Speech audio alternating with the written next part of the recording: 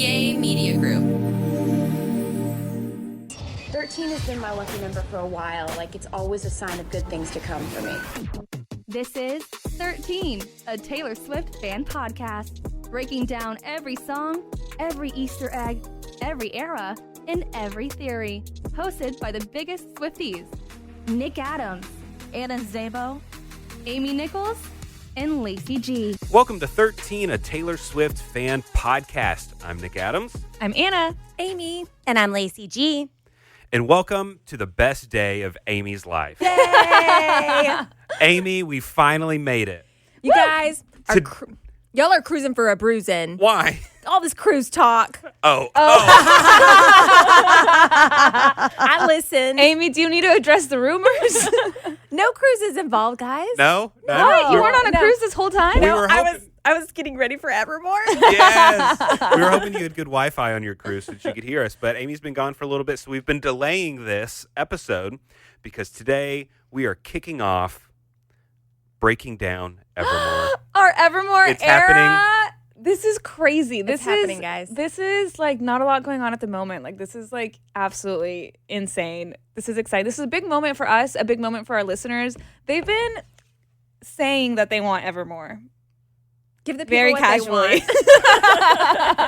For years, people have been wanting. Because initially, whenever we broke down Folklore, we thought we were immediately going to go into Evermore. They're sister Yeah. albums. They should Yeah, be together. right. That was the plan. That was Yeah. the plan. That But was then- the plan. And then Midnight's happened. But then Taylor said, Wrecked my plans. Exactly. Wreck my plans. Yeah. But this is awesome because I also feel like this worked out in a way it was meant to be this way because recently with the news that Taylor Swift bought her masters, we don't have the anxiety of Reputation Taylor's version, Debut Taylor's version dropping on a surprise. Yeah. Because that was one of the things, like as a podcast, like schedule-wise, we were like, we don't want to start Evermore and then Taylor drops something crazy and then we feel like we have to rush it, you know, kind of, that was kind of how we were feeling. And so I kind of feel like it was meant to be this way because now we can give it the time and respect it deserves. yeah, I Right? agree. Yeah, we didn't forget Totally. about Evermore. No, Right. we love We love Evermore. We love Evermore. We adore Evermore. Do you guys like my outfit today? I do. Very Evermore. Can you see it on the camera? I'm wearing a dress. It's this long orange dress. Hold on, let me back up for the camera. It's like a rust. It's very, very pretty. I've only worn this dress twice on two very monumental days. One being the Evermore initial rankings episode on the 13 podcast. Today, right Today. now. Okay. Today. I was like, is there another one that I forgot about? Today. And the one singular other time I've worn this dress was the day I got engaged. Well, we're in good company today, I guess. Yes, we are. Yes. And Amy's wearing the flannel. I am. And me and Lacey's hairs are braided. Braided. Oh, I should have braided my hair. I purposely put on a Marvelous Time shirt this morning because I had that or a 'Tis the Damn Season sweater, which I honestly thought about wearing, but that's not funny because I would just be hot and miserable. So I went for the Marvelous Time. And then on the way here, I was like, wait a minute. That's not that album. Close enough. Yeah. It's fine. Yeah, sisters. Yeah, they're related. I brought an outfit for Nick to wear, and I'm surprised he's not wearing it. So Anna brought in a Harry Potter cloak, and it so looks wit- great. It it's looks so wonderful. witchy. It is witchy. It's like the cloak from the Eras tour. Yeah, it looks great. It's you know, awesome. but it does have a Hufflepuff crest on it because I am a Hufflepuff. Yes, you are a Hufflepuff. I'm not a Hufflepuff. Oh, dang. Oh, what are you, Gryffindor? Yeah, Of course. of course. I have nothing Evermore coded in my wardrobe, so I'm just wearing a polo.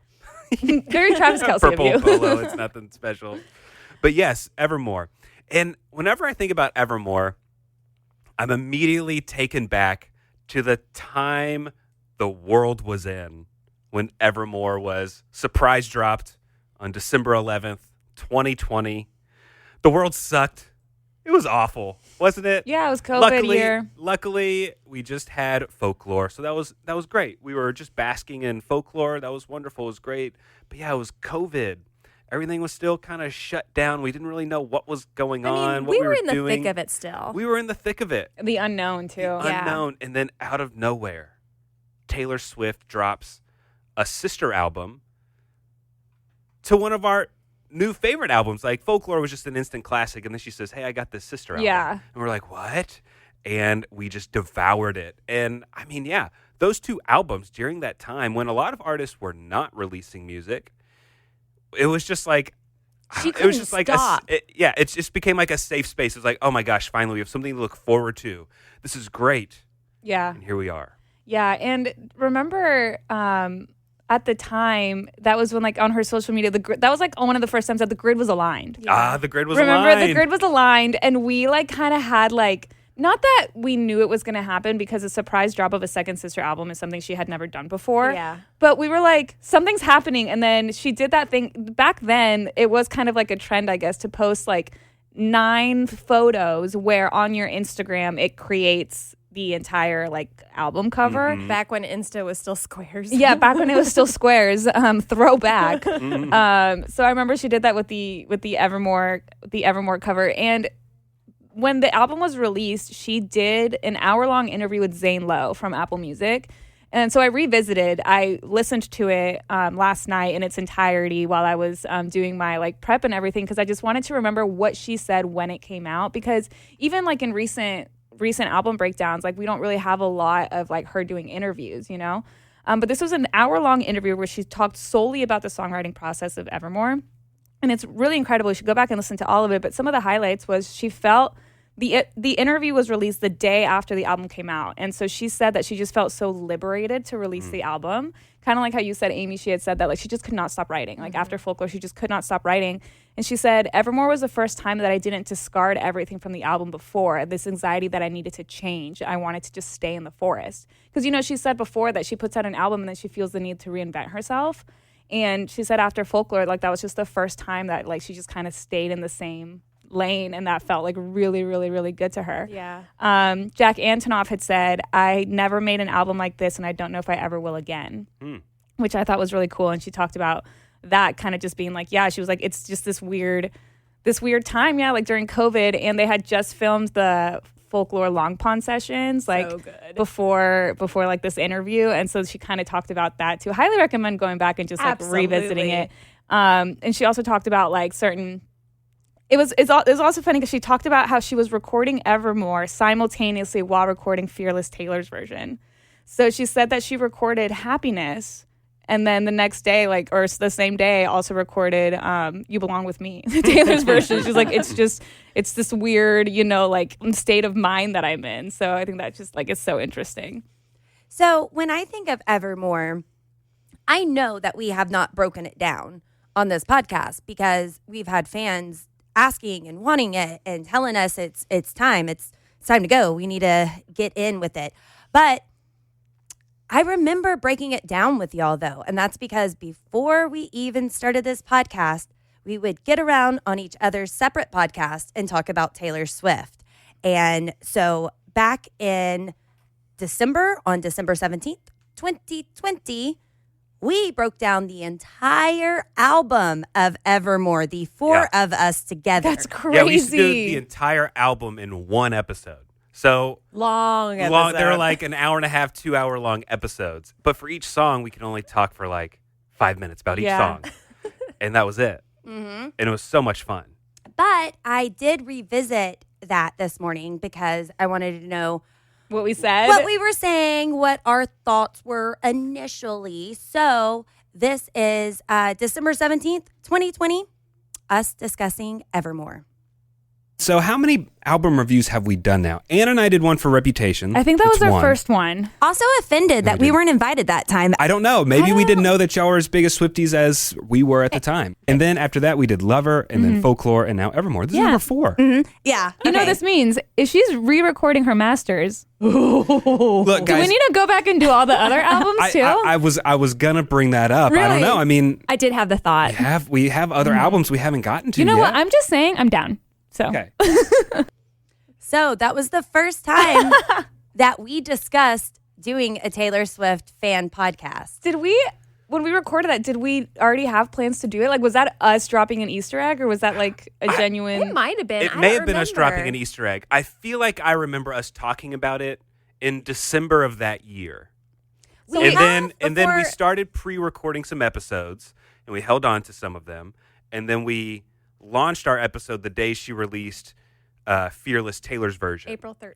Yeah. Yeah, because okay, so now that you say that, I do remember because we started that, and it was in February that she had announced that she was going to release it in April, and I think we decided to just wait to line up our podcast launch with the Fearless launch. Yeah, I think before the holidays we had discussed it. Yeah, so we were prepping for a while.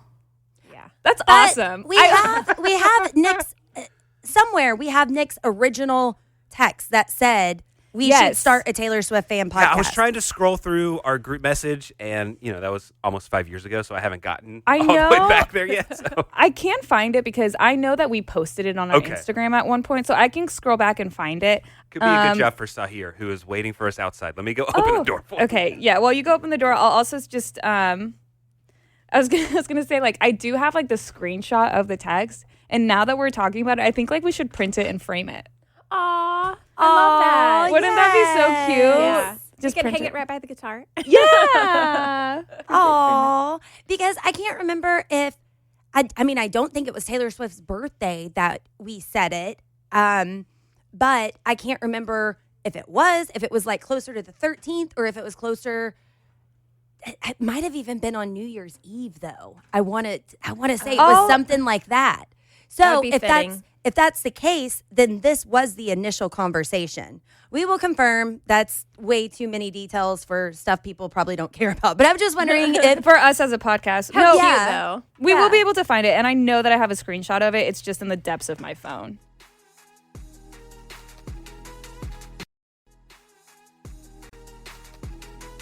we were just talking about if this was the first time that was ever said on the podcast. We have to go back and look at the original. Yeah, but I want to know if that was an Easter egg or if that was a legit conversation that we just had. Something tells me that was an Easter egg. Yeah, hearing us talk about it, I feel like It sounds we like had something already we did. started We were- the groundwork, or at least thinking about it. Like, even though we were just listening to it, we were smirking when we were saying that. You know Yeah, what I mean? for sure. Like, we already I knew think we were so. going to do it at that point. And there was like 10 people that listened at the time. Is this how Taylor feels when she drops an Easter egg in an interview or something? Yeah. Does she forget that one as well? Oh, yeah, sure, probably not. And you know what? Okay, speaking of Taylor dropping Easter eggs, when I was rewatching the Zane Lowe interview, that's when it happened where she was like, "Oh, sorry, I didn't know I had a home phone." Oh, And so that, yeah. I watched that moment happen again. I said, "What was that about?" We still don't know. I still don't know what that was about. Yeah, someone make a note. We need to do a whole episode on just ridiculous Easter eggs. Yeah. Like famous Easter eggs in the fandom. Yeah. That'd be fun. I mean, At some such point. as Woodville. Woodvale. Yeah. Yes. We will be getting into a lot of Woodville talk as we're going to be breaking down Evermore because the third sister album that's Yeah. always been rumored. And also, speaking of Easter eggs and Evermore, one of the Easter eggs that she dropped was when she posted in the like cabin that picture of her like just on the couch, and like it's like in black and white. And there's a picture of a willow tree that's like framed in the background. That was an Yeah. Easter egg, and that was one of the photos Yeah. that was captioned "Not a lot going on at the moment." Got goosebumps. This crazy girl. This crazy girl. All right, so let's start breaking down our top 5 favorite songs on Evermore initially. And then after we finish breaking down every single one of these songs here in a couple months, we'll go back and revisit and see if our initial rankings have changed at all. I know all of us are always nervous and hesitant about putting out our initial rankings because we know they're going to change on a daily basis, but I'm worried about Amy's mental health right now. Amy, are you doing okay with this initial ranking? Was it too hard? I have several in my top spot at the Is moment. it the entire track list? Close to it. You know, Close to it. I'm generally a stickler and I roll my eyes at honorable mentions and stuff like this, but I think I'll give an exception just for Amy. I can do it. I mean, You don't get to make the rules, Nick. no, I'm saying you definitely have a set 5. 5, but Oh. go ahead and throw out some honorable mentions. Oh, like right in now? there if you want to. just because, Can we have we an can't all honorable do it. mention? It'll be a I feel 7-hour really, podcast. Yeah, I feel really bad about.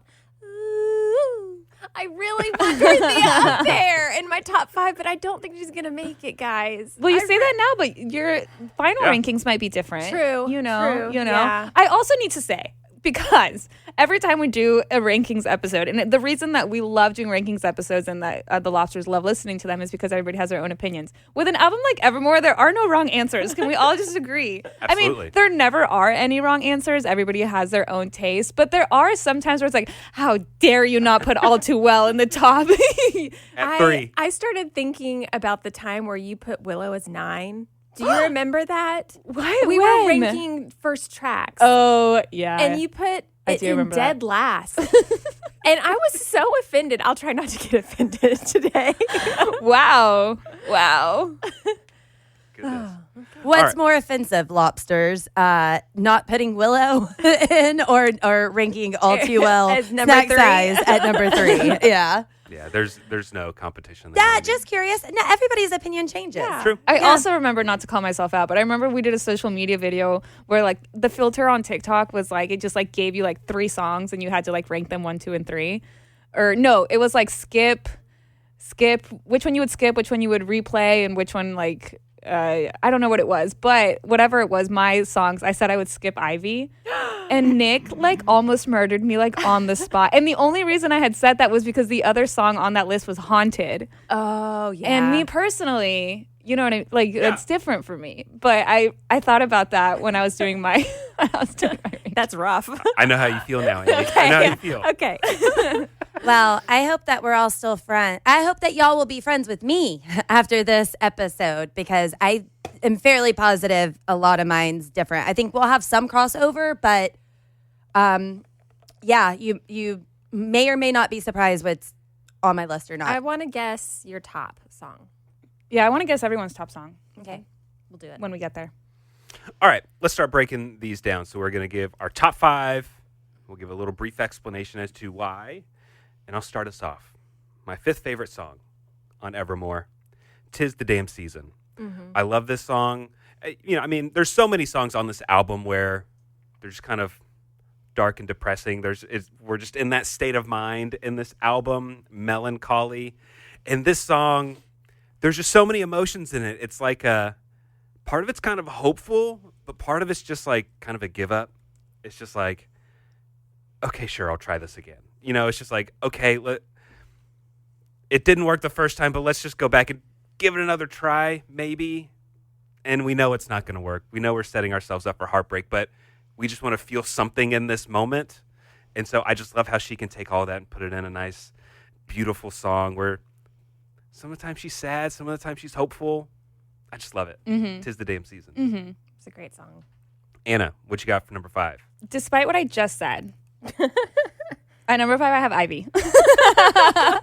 I needed to give Ivy the redemption that it has always deserved. But I think to start a song saying, "I'd meet you where the spirit meets the bones in a faith forgotten land," that is crazy work when it comes to lyricism. And I feel like Ivy is one of those songs where you really, really have to like read it, understand it, like know what it's saying. And I'm excited for us to break it down because I do feel like there's a lot of different interpretations about it.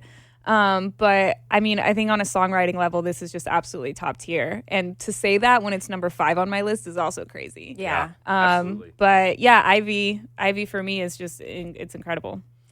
You guys, she was on fire when she wrote this album. Yeah. It's really difficult. Number 5, Champagne Problems. And I don't want it to be that low, but it is. That's just, it is what it is. Someone has to be there. And I mean, the bridge is phenomenal. We just talked about our favorite bridges. So it's there.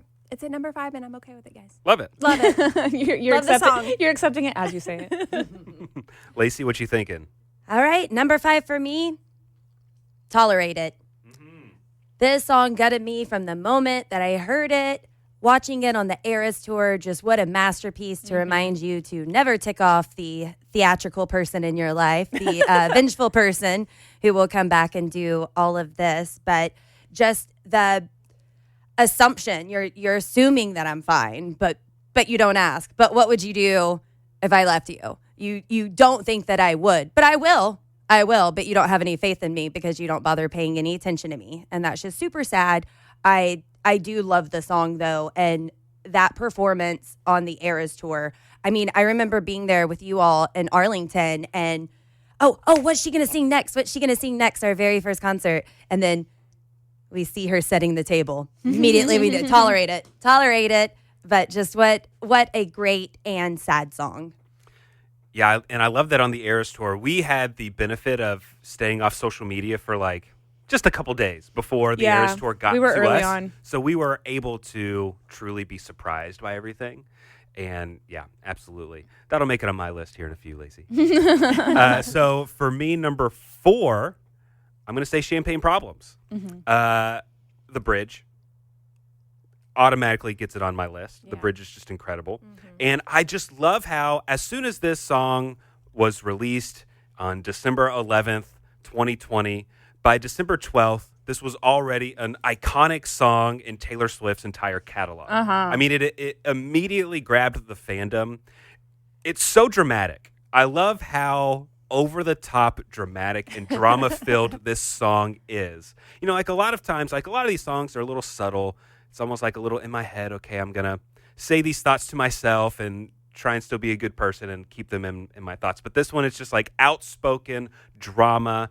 This is how I feel about this situation, and I just absolutely love it. And of course, seeing it on the Eras tour, the massive standing ovation she gets doing it. It's just an iconic song in her entire catalog, and it has to be on the list. I love it. Anna, number 4. Excuse me. Sorry, I'm getting emotional. Oh my goodness. I'm getting emotional. Number 4 for me is Long Story Short. I love this song, and it's the bridge is one that we quote a lot, Nick, where she says, "Past me, I want to tell you not to get lost in these petty things. Your nemesis will defeat themselves before you get the chance to swing." I feel like that lyric means a lot in the universe, the lore of Taylor Swift, but I feel like that's also something you can just apply to yourself as well. And I really love it. I love the cadence of it, the beat of it. Like I think it's like more upbeat than some of the other songs, if you will. But I just really like it. I've been listening to Evermore leading up to this, like knowing that we were going to, do this soon. I've been listening to the album just on shuffle for the past few weeks, to the point where it's definitely going to make my Spotify Wrapped. Like that's how much I've been listening to it. But every single time the Long Story Short came on, I was like, I can't not have it somewhere in my top 5. Do you hear it and then skip back to listen to it again? To the bridge? No, yeah, or the entire song. Yeah. There are certain songs where it's like when it's over, you're like, I didn't get it enough. The 3 minutes and 20 seconds wasn't enough. Yes. Number 4. I was so happy whenever we found out that we get to stay in the forest with her. So whenever Willow started, this is my number 4. When Willow started and the story continues, this is why it's in the top, because Willow told me that we were still in that forest with her, and it was very exciting to be there. Like I want to like cry listening to you talk about it. Like you're like beaming, like glowing. So good. Lacey, what's at number 4? Number 4, Right Where You Left Me. I love the cadence. This song is an earworm for me. It really gets stuck in my head.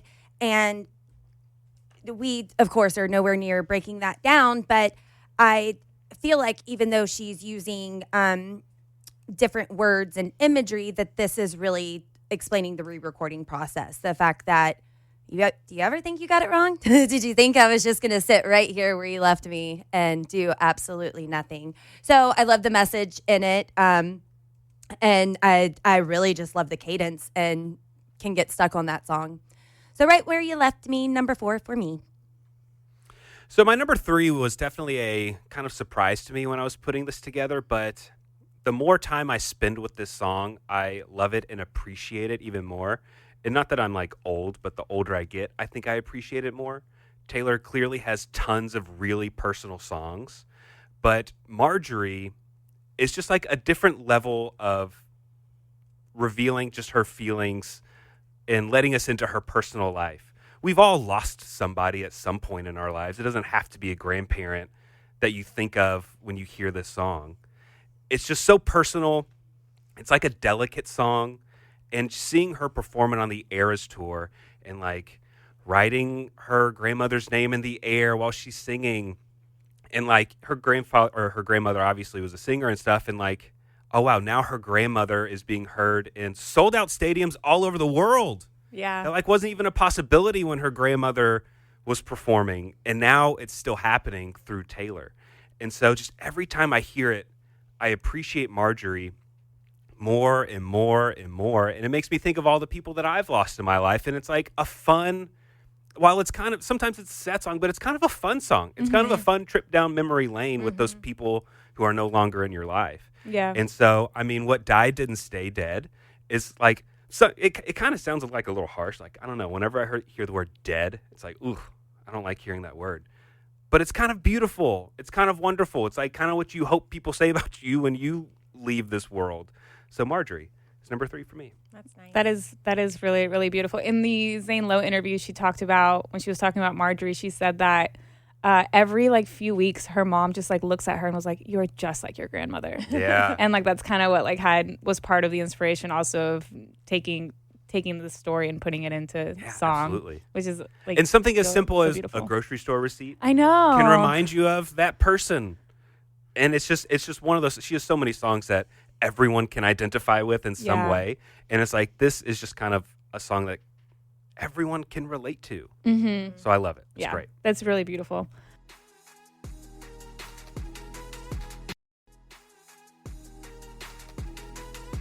Number 3 for me is the bonus track, Right Where You Left Me. That once again, it's one of those songs that as soon as it's over, I restart it.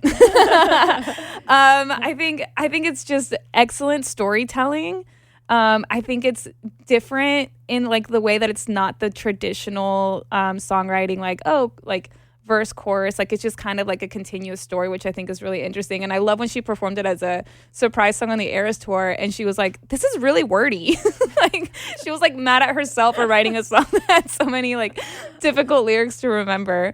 But I also love it because as a bonus song, it's like you have the story of the album, you know, from like the standard edition from start to finish, and then you kind of think like the story's over in the way that it ends, and then you have a different ending with Right Where You Left Me, you know? So I just think it's really cool in the storytelling of the album, which we'll get into as we go song by song. But yeah, I think Right Where You Left Me is just an absolutely top tier song across Taylor's discography, not just this album, which is also kind of crazy. I know I just said that it makes sense for it to be kind of like an alternate ending to the story, but it is shocking to me that it wasn't just like on this track list, like standard. But maybe she just knew she wanted it to be part of the deluxe. Yeah.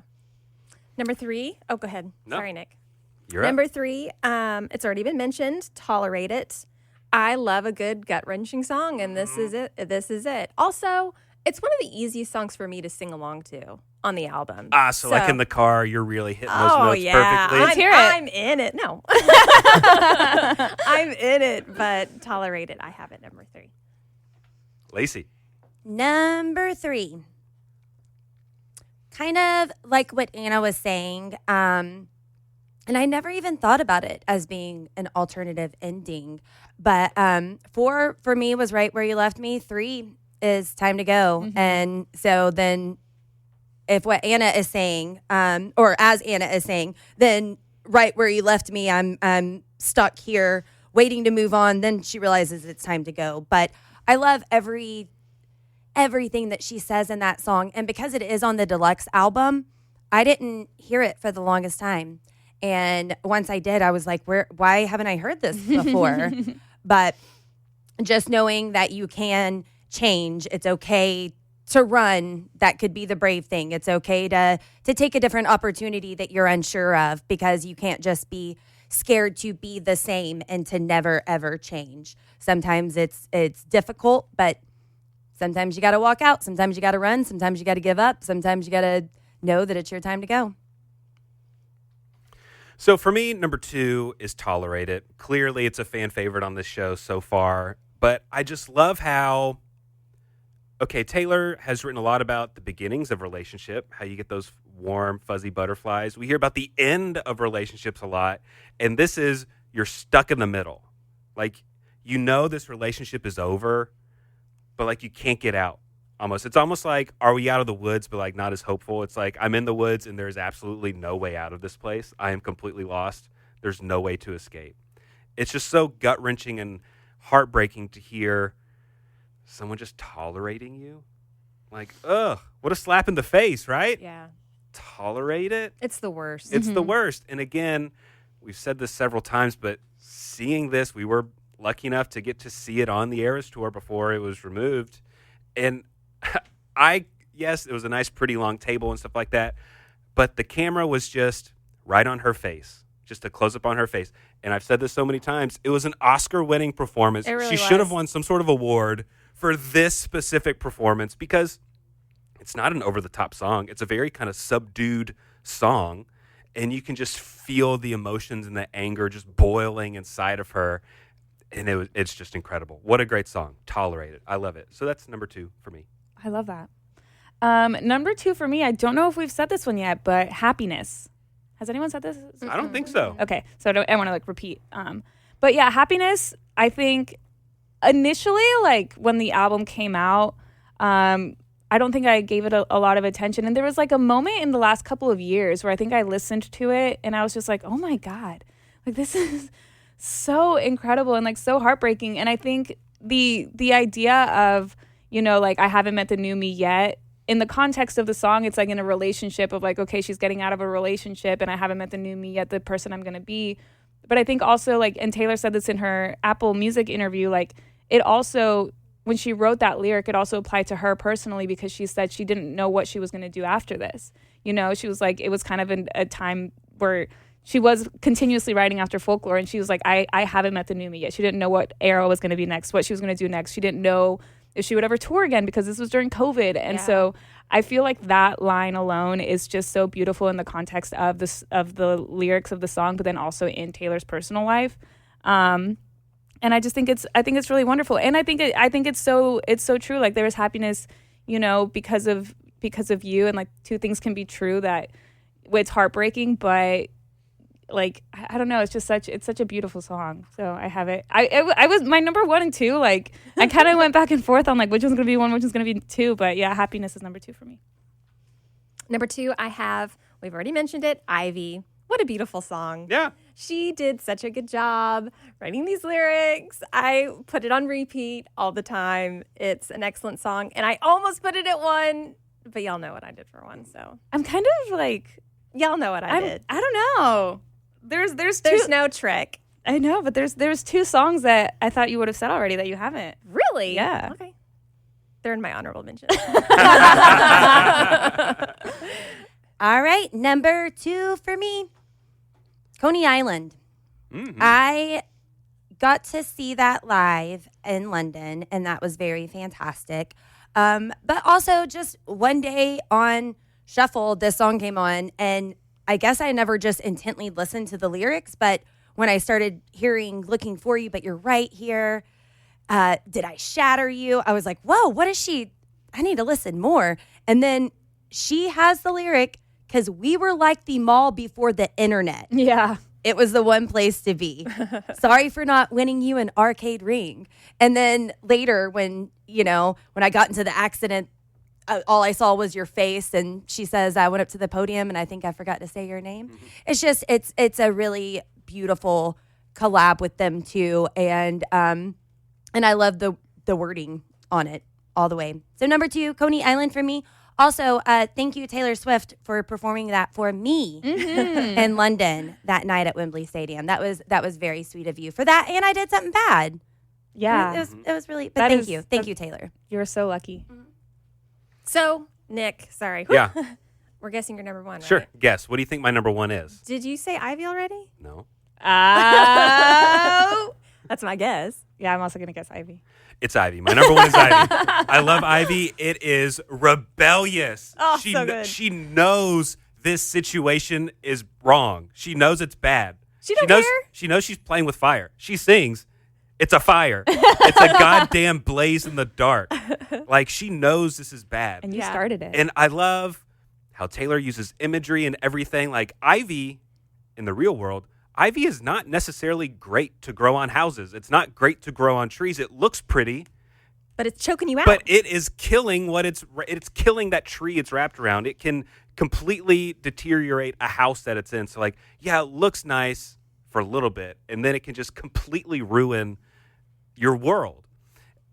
And I just everything about the song, how it sounds, just the cadence in how she's singing it, the words, her tone, the subtleness of some of it, and then she builds the song up. I just absolutely love Ivy. It's just to me just like a masterclass in symbolism, in lyricism, in how to perform things. I don't know. Ivy is top tier Taylor Swift for me. All always. right, I'm convinced. It should be number one. It's just such a great. It's so good. It's so great. It is. Yes. And it's just crazy how you just hear her like cuss a lot in this song. You're like, Yeah. whoa. It's like really kind of took me back several times after I heard it. It's like, oh my gosh. It's like every chorus. She's saying all these words. I love it. Anyway, so Ivy, number one, always for me. I think it took me a really long time to realize there was a clean version of it. Yeah. And one what time does she say in the clean? And one time I listened to it on accident, and it was more jarring to hear the clean version than it was to I'm hear sure. the explicit version. I forget what it is because she doesn't do the very standard, like, you know, there's some words that you switch out, like in every song, whatever, but she changes the lyrics so that it still flows. Are you looking it up? Yeah, he's looking it up. Well, like, just an example here in the bridge. So, yeah, it's a fire. It's a violent blaze in the dark. There's one change. Instead of a goddamn blaze. Right. Yeah. So good. All right. Anna, what is your... Wait. Oh. Sorry, we have to Oh, guess. yeah, we have to guess. I don't think you said tolerate it yet. I think that's your number one. Did you say Champagne Problems? Oh, shoot. Oh, no. Yeah, I'm going Champagne Problems. I think she already said tolerate it. I don't I think don't she remember. did. Oh, shoot. I don't know. I'm going to say tolerate it. I don't would know. have said long story short, but you already said that. I did one. already say that one. Number one on my list is Tolerate It. Yeah. I know. I do love Champagne Problems. It's my honorable mention. It really is. I promise. I swear. Tolerate It. Tolerate It is number one for me. I think at my core, I'm a track 5 girly.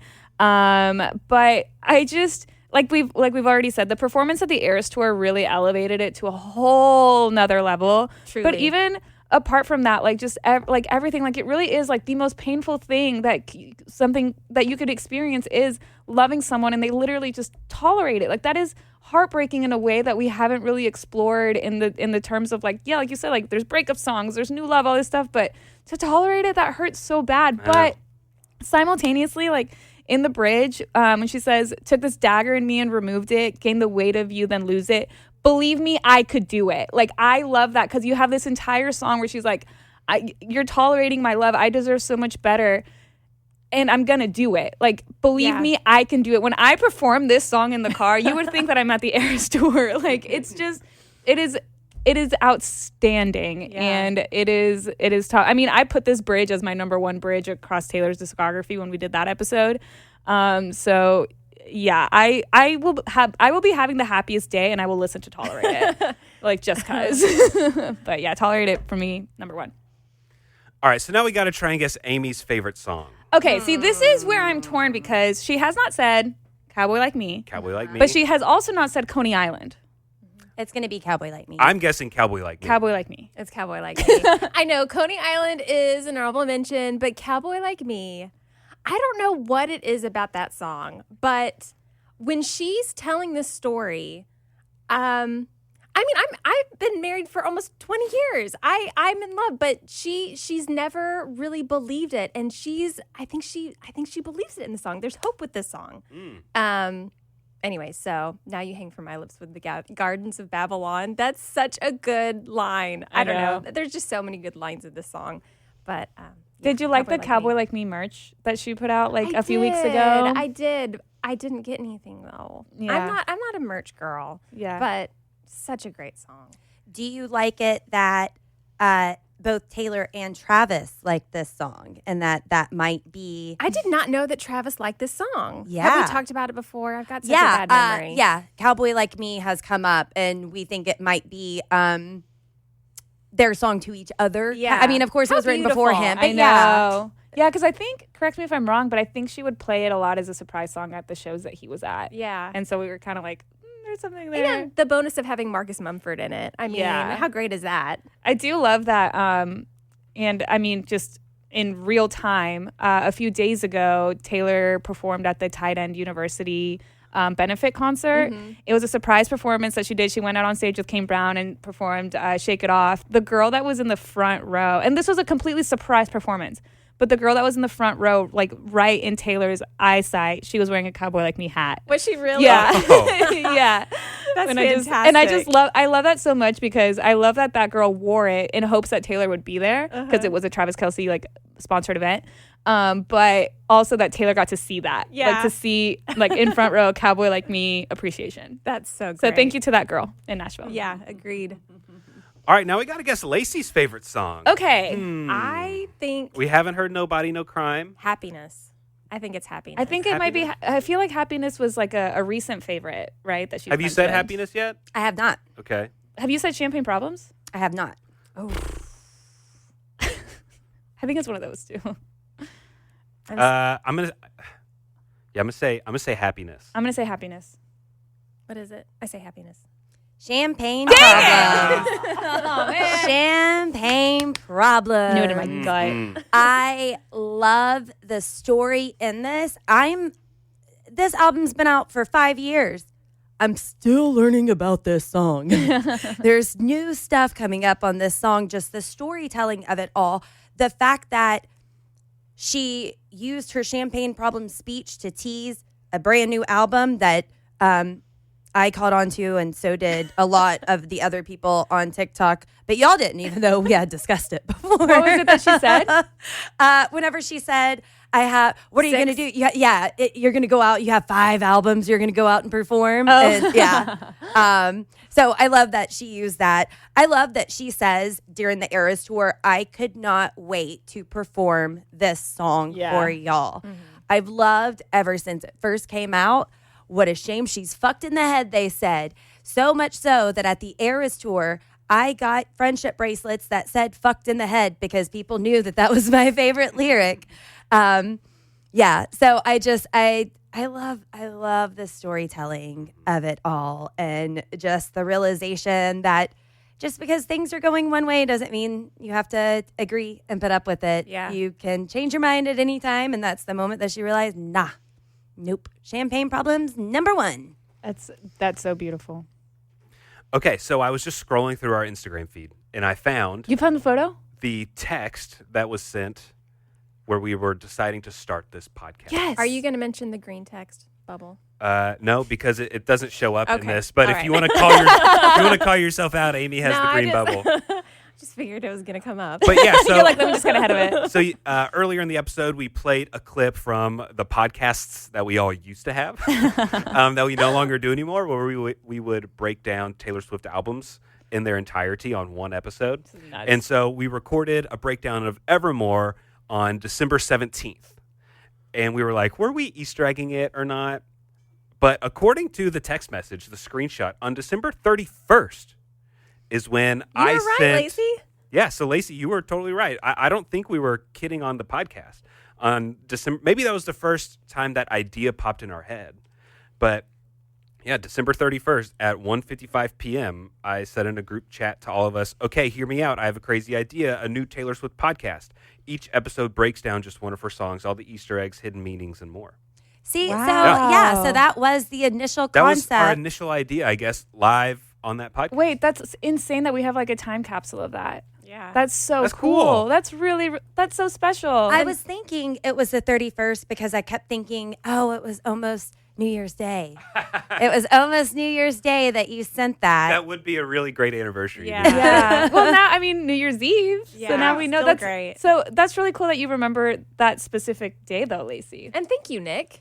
Yeah. Thank you, Nick. I This mean- has been such a wonderful 5 years. Isn't it fun?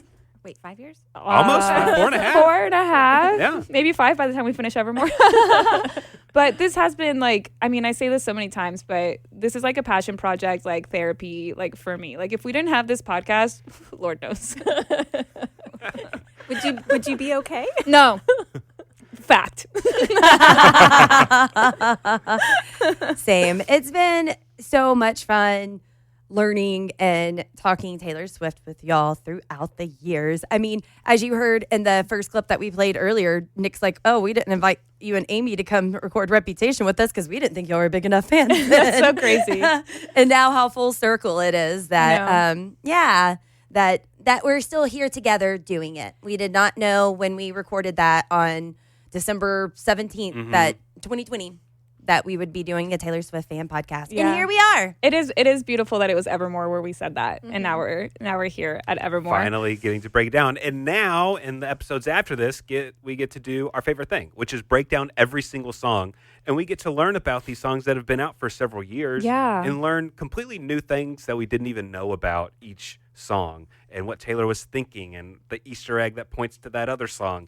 So that's what I love learning about. And we're going to learn it along with everyone listening. So join us on the next episode. We're going to be breaking down Willow. And if you haven't already, guys, subscribe to us on whatever podcasting platform you're listening to us on right now. All the ways to contact us are in the description of this podcast. Thanks for listening. The Third Team, a Taylor Swift fan podcast. Subscribe for free and leave a positive review on Apple Podcasts, Spotify, or Google Podcasts.